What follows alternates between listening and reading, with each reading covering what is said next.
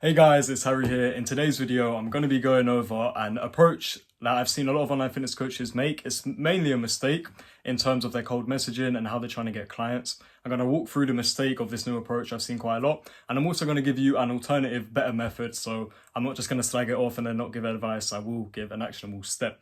In case you don't know me, my name's Harry and I'm on a mission to help improve their health and fitness as many people as possible. And how we do that is by giving you guys, online fitness coaches, as much help and support as we can to get clients with the free YouTube stuff. Because if you get clients and work with people, by extension, you're going to help improve their physiques and fitness. So how this all started was I was on my phone, just scrolling reels like an idiot. And I found a few accounts that I liked of fitness coaches and stuff like that. And I followed them. And then after a few hours, I received a few automated messages. You probably know what I'm talking about. You've probably seen it yourself. But in case you don't, I might put some on screen here. And it's basically just an automated message. You can tell it's not been personalized. It's probably from a chatbot or just like a copy and pasted document. Basically saying, hey, name, thank you for the follow. How are you getting along in your fitness journey? And it's like an attempt of building rapport, but it's not very successful. If you have a lot of clients, first of all, I understand why this would work, or you have a lot of followers. If you've got 2,000 people watching your reels every day and engaging with your account, then it makes sense to have an automated feature because like instead of sending them personalized stuff, it's going to work out better. But if you're an online coach that doesn't have dozens of clients and you're actively spending time of your day trying to get clients, there's a much better approach. And the reason why this doesn't work is humans can smell flattery, basically, right?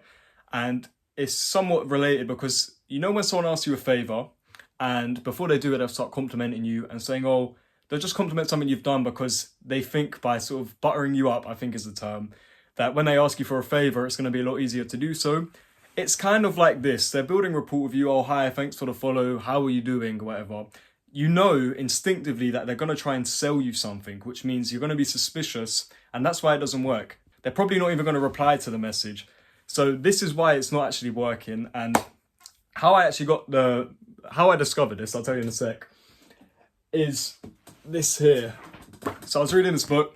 You probably know it, you've seen it, it's in the self-help space. And law 12, if I can find it here, law 12 is use selective honesty and generosity to disarm your victim. Now, I'm not trying to say that your viewers are victims at all, but the principle of this law in this book is basically saying that if you have an ulterior motive, if you're messaging someone with the motive to turn them into a client, you technically have a secondary motive in the message.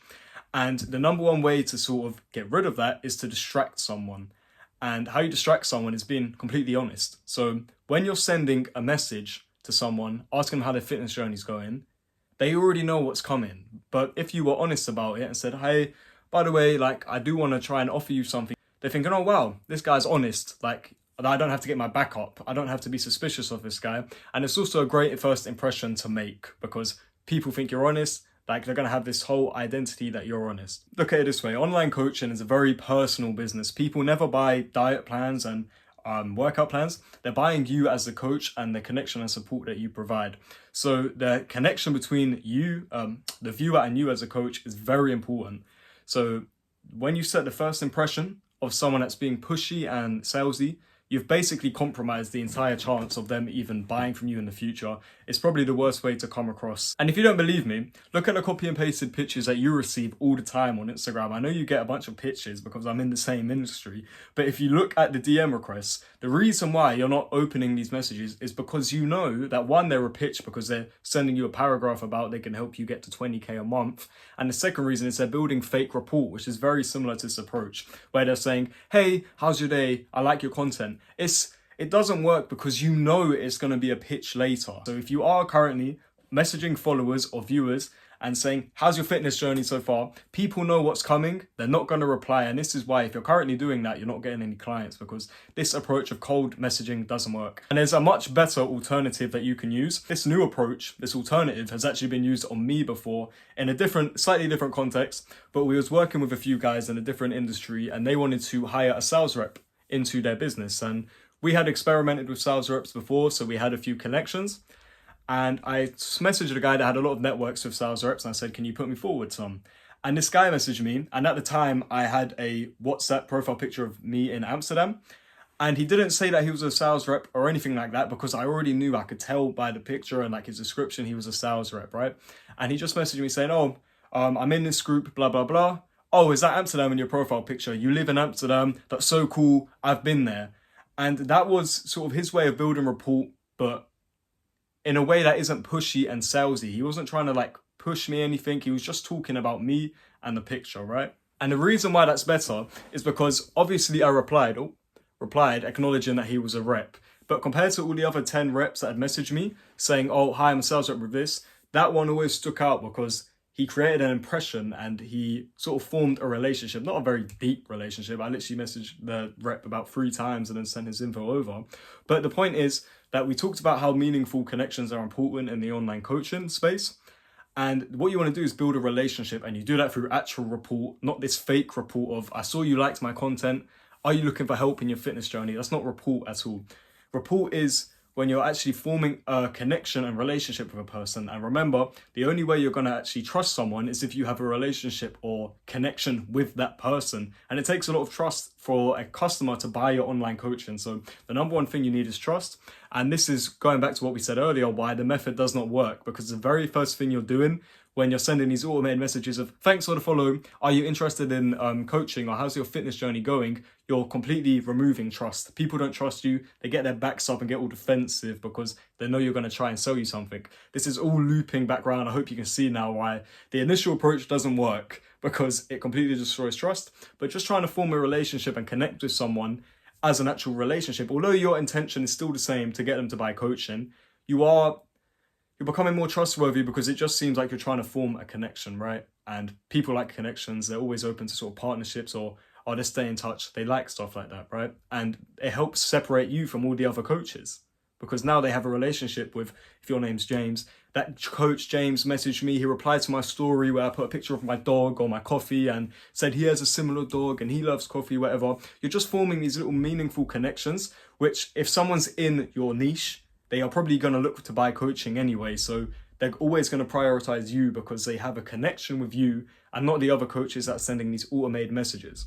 So it's all good me saying this, but how do you actually do it? Now, whatever you're currently using to try and cold message people, you can still source people the same way. The best thing to do is, if you're posting content, pick on people that are coming into your business organically. So followers, likes and comments, because they're already a little bit warmed up and they know who you are. Cold DM is very hard to get done correctly and efficiently because people don't know who you are. There's no connection built. So it is a numbers game if you're doing it cold, but if you have warm people coming in, it's a lot more effective, and the same principle applies.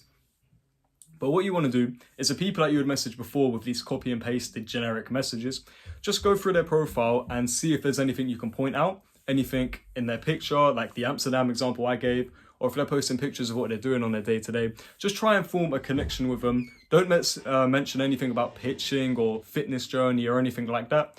Just say, thanks for the follow, and then follow up on something on their actual page, like their dog or something boring like that. Just form a connection. And then once you've formed this connection and you've gone back and forth a few times, you can just leave the conversation as that. You don't have to pitch them anything yet.